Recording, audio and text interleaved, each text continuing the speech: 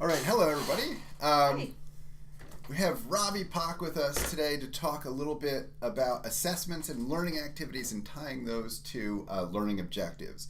So you've just watched a couple of videos about writing learning objectives. You may have gone in and started your assignments on writing your own learning objectives. And what I really like about performance-based learning objectives is that the type of assessment you're going to do sort of flows naturally out of the writing of those objectives. But I want to come back just a little bit, right? Because assessments are a really important part of this whole process. And think about what assessments might look like in your course, just in really sort of broad strokes. But I'm going to ask Robbie here. Robbie is sort of an expert on all things educational. And Robbie's going to talk a little bit about assessments and then sort of scaffolding those assessments. So, Robbie, does it have to be like a multiple choice test? Does it have to be, like a bubble exam, a high stakes thing? What is assessment? What should it look like? Well, I think it's helpful to step back just a little bit from that word assessment and just to sort of open up what we can think about when we think about assessments. If you're trying to assess at a program level something that really has to be quantitative, obviously you need data. But what's really important is you're trying to assess how well your students have achieved your student learning outcomes. And so what's helpful is to ask yourself a question, I think. Once you have that performance-based learning outcome and you're confident that this is what your students need to know or be able to do, then you can ask yourself the question, how will I know that my student can do what I have set out for my performance learning objective? How do I know that they've got it? What would they need to show me? What would that look like? And start with that question first, and then design a product or an activity that will demonstrate, where the student can demonstrate to you proficiency or mastery, ideally, of that learning objective. And I think that questioning phase is sometimes absent, and then we end up really focused on the instructions and the page length and how am I going to give a grade to this product, which is often an exam or a paper, and it makes it harder then to really determine that this does assess that learning objective. So something as formative as a quick exit survey or even a poll everywhere question could be a way to assess a learning objective, especially one that's at the like a unit level or a lesson level learning objective. Oh, so that's interesting. So you can have sort of assessments built into your course that are really sort of informal types of things. So that you can have just like sort of one question that you ask the class, and that might be something that would let you know whether or not a particular learning objective was met. Is that correct? Absolutely. And I think all professors are kind of doing this intuitively. Most of the professors I've ever worked with are, because you're assessing an objective the whole way through the term, often in an informal way, without maybe even being conscious of it. You're asking them questions, you're checking in with their understanding, you're asking if it makes sense. I mean, you say, does this make sense?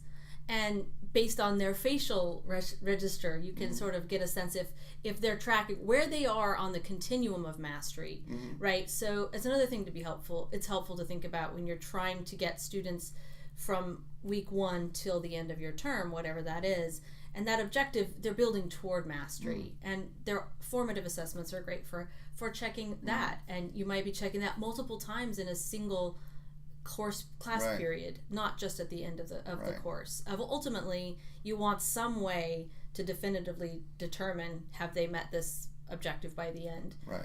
But you don't want to wait till the end to check that, because it's too late to correct. And one thing I like about using online technologies like Moodle or other things is that a lot of things like discussion forums and things like that can be used for this assessment too in a formative sort of natural way.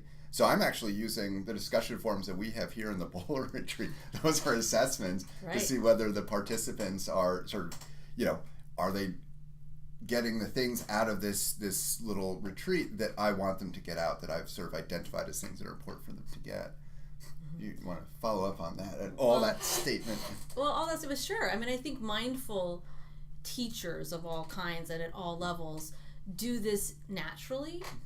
What can be really powerful, though, is to do it intentionally. Maybe even like as a part of your workflow in a week or over a unit, is to give yourself some time to ask those specific questions. So, how close are they to getting this based on what I'm getting? Or even better, leave a note in your Moodle course, maybe notes for next time, where you say, they're still not quite getting this. I need to adjust for next week.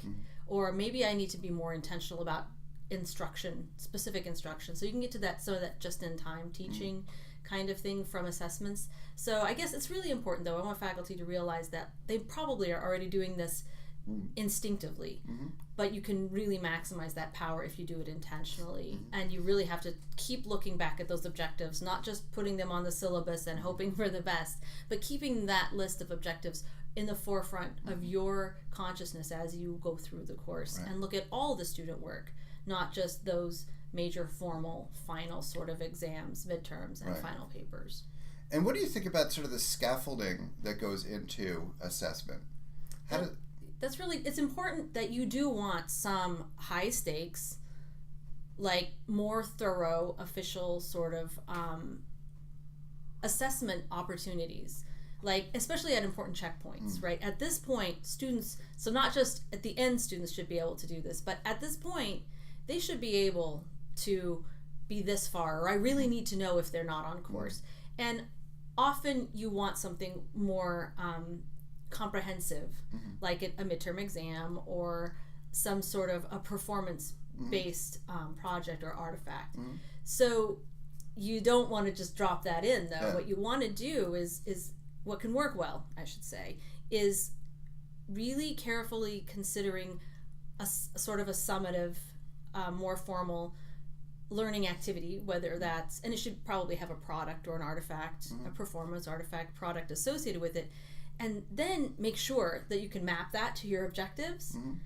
And then the next step, which sometimes gets missed, is to sort of reach into that assignment and pull out the skills in a scaffolded way, okay? So to be able to do this final product that will demonstrate mastery of all my objectives, or many of them, okay, what are the skills and how do we need to pull that back in time so that I can start maybe week one, what's the base skill that's going to be necessary for them to be able to build onto that, to eventually get to here. And so that reaching in and extrapolating out is sometimes sort of an abstract concept, but it's really important to be sure that by the time your students have to do that final performance, you really have taught them the dependent skills to get there, and introduce them to the dependent concepts, right? So it's content, but beyond that, they also have to do a skill if it's a performance-based learning objective. And do you have any tricks for pulling out those sort of skills? What do you do in your writing courses? Well, in that writing course, actually what really helps me is to make a rubric for that assignment. And that rubric is often broken down into sort of categories of performance. So like content, in terms of content, they have to have a really clear thesis, and they have to have coherence, and they have to have unity. Those are some sort of key essay terms. But I realize I have to teach them what coherence is, which is content.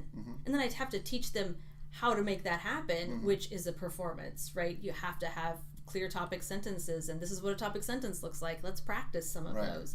So before I can expect them to write an essay that uses all those component parts effectively, I have to teach them the component parts and how to discreetly practice making those component parts, and then understand conceptually how they all work together. So I have to pull that way back. We have to do topic sentence very early in the term for them to be able to use that. So for these big checkpoint types of assessments, having a good rubric or having some kind of good criteria for grading, that's going to determine the types of activities that are going to be necessary for that. It's almost just like a learning objective, right? Is going to tell you what type of assessment you're going to need for that.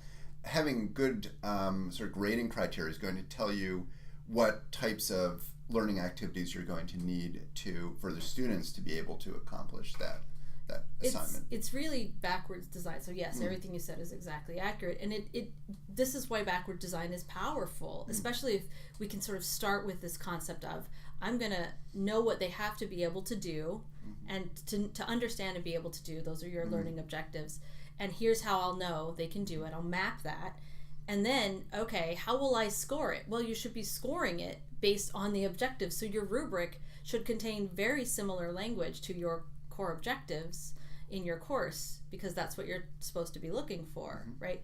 And once you have that rubric and your objectives, it becomes much easier to see what are the building sort of skills that have to happen. And just asking yourself that critical question, how will I know they can do this? Okay, it'll look like this. Okay, what do they have to be able to do that? Okay, and then what do they have to be able to do that? And what do they have to be able to do that? And you could just work backward, literally all the way back to where they come into your class. The other really powerful result of that is you can start to recognize early, how am I going to know the students who need some remediation? Because especially in some of these like some sort of entry level courses, you have students with a wide range of abilities, and some students really have some catch up to do. And that can help you identify some sort of triage activities for how can I get the specific kind of remediation assignments and help to those students. Because if they can't do what the first step is, they're really going to not be able to do the end. So it can sort of help target that differentiation a little bit. Great. Well, as we know, we don't want to make our videos excessively long. Right. So we're going to leave it here, but I think there's more that you could talk about and more that we could talk about. But we're going to throw this off onto you right now. We're going to throw you to the Sharks. And They're not sharks. We're the Sharks. He's the shark. Shark. Dolphin? Okay. So we're going to throw a shot, and we're going to ask you to take those learning objectives that you wrote and start sketching out some assessments for those, and then thinking also about the types of learning activities that might need to scaffold those. So that'll be your second assignment for this week. So we're looking forward to seeing what you guys have to say. Absolutely. And thank you for listening. We'll see you soon. Bye-bye. Bye, guys.